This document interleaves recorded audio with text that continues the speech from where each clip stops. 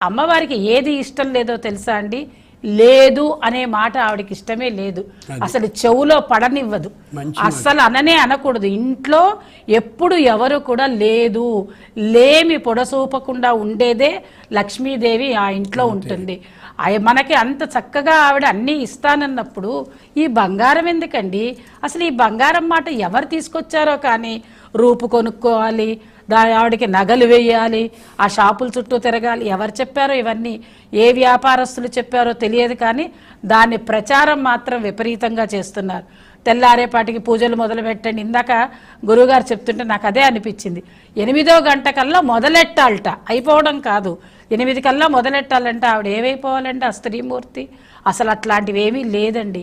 హాయిగా చక్కగా మీరు అన్నీ సమకూర్చుకుని అలా చెప్తే ఏం చేస్తున్నారో తెలుసా గురువుగారు?